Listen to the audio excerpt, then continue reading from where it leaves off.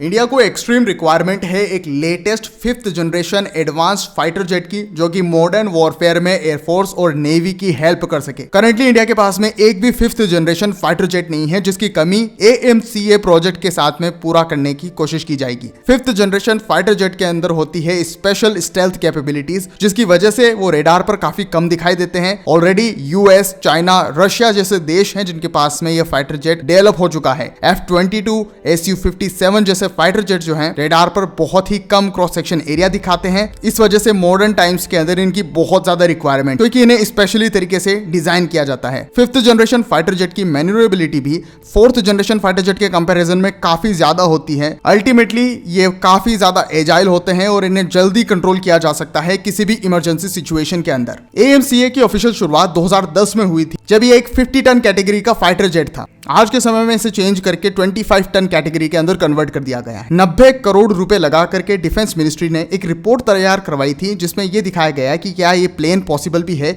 और इसकी कितनी रिक्वायरमेंट है। इस रिपोर्ट के अंदर इस जेट के प्रोटोटाइप को डेवलप करने के लिए 9000 करोड़ रुपए सरकार से मांगे गए और कहा गया कि साल 2017 तक ये प्रोटोटाइप रेडी हो जाएगा। साल 2013-14 तक इसकी डिजाइन को ही फाइनलाइज किया गया और अल्टीमेटली 3B09 वेरिएंट को चूज किया गया। एडिशनली 4000 करोड़ रुपए मांगे गए और एक्सपेक्टेड था कि 3 से 4 प्रोटोटाइप्स बनाए जाएंगे, जो कि साल 2021 तक रेडी हो जाएंगे। बट रियलिटी यह है कि AMCA प्रोग्राम काफी ज्यादा स्लो चल रहा है। 2023 में 15,000 करोड़ रुपए और अप्रूव किए गए और डिजाइन को फाइनलाइज किया और अब डिजाइन फाइनली रेडी हो चुकी है। हालांकि अभी तक इसका एक भी प्रोटोटाइप लॉन्च नहीं किया गया। फिर से एक्सपेक्टेड है कि साल 2028 वो साल होगा जब फर्स्ट फ्लाइट कंडक्ट कराई जाएगी। इवन 2025 में इसके एक फुल स्केल मॉडल को एयर शो के अंदर डिस्प्ले किया गया था।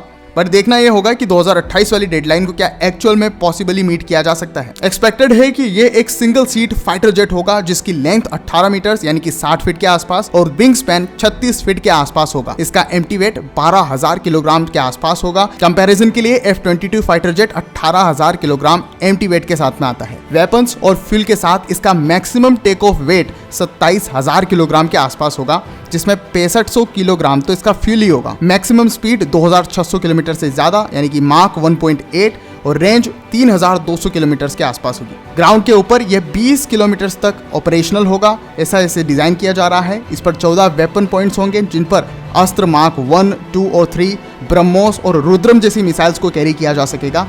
कुछ मिसाइल्स को एनक्लोज करके भी कैरी किया जा सकेगा, जिससे कि रेडार पर ये और कम दिखे। इसके साथ साथ सुदर्शन एयर गाइडेड बॉम्ब और ग्लाइड बॉम्ब्स भी इसके ऊपर यूज किए जा सकेंगे, जिससे इसकी कैपेबिलिटीज और ज्यादा एक्सट्रीम हो जाएगी। सबसे ज्यादा अनफॉर्चुनेट बात है कि इसके अंदर जो इंजन होगा वो अभी भी USA से परचेज किया जाएगा। इंडिया के पास में आज भी ये कैपेबिलिटी नहीं है कि हम हमारा खुद का जेट इंजन प्रोड्यूस कर सके। Kaveri fighter jet engine project बीच में ही अटका हुआ है, उसकी भी अभी तक कोई अपडेट नहीं आई है। इसी वजह से इसके इनिशियल वेरिएंट्स के अंदर जनरल इलेक्ट्रिक के F414 टर्बोफैन इंजन का यूज किया जाएगा। यह वही इंजन है जो कि US made fighter jet FA-18 super hornet के अंदर लगा हुआ है। इसके साथ साथ इवन तेजस मार्क 2 के अंदर भी यही इंजन डिप्लॉय किया गया है। इस तरह के 1600 से ज्यादा fighter jet engine already produce किए जा चुके, जो कि दुनिया के अलग अलग देशों के फाइटर जेट्स के अंदर डिप्लॉयड है। AMCA को रेडार स्टेल्थ बनाने के लिए ट्विन टेल लेआउट को डिजाइन किया गया है, जो कि रेडार पर लो क्रॉस सेक्शन एरिया दिखाते हैं और काफी ज्यादा यूजफुल हैं।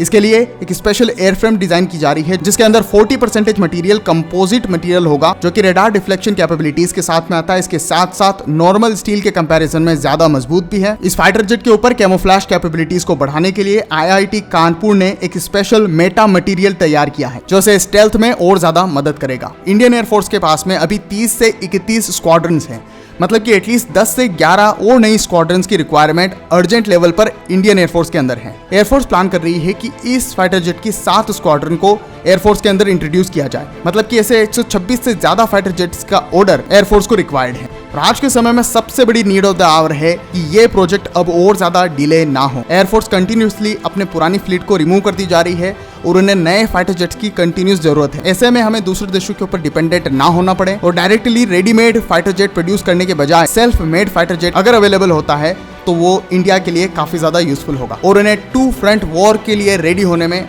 ज्यादा बेहतर रिसोर्स अवेलेबल और स्पेशली किसी भी दूसरे देश के ऊपर डिफेंस इक्विपमेंट के लिए डिपेंडेंट नहीं होना पड़ेगा, चाहे फिर वो रशिया हो या फिर USA। वीडियो को एंड तक देखने के लिए आपका बहुत बहुत धन्यवाद। प्लीज मेक श्योर कीजिएगा कि आप चैनल को सब्सक्राइब जरूर करें ऐसे ही इंफॉर्मेटिव वीडियोस के लिए।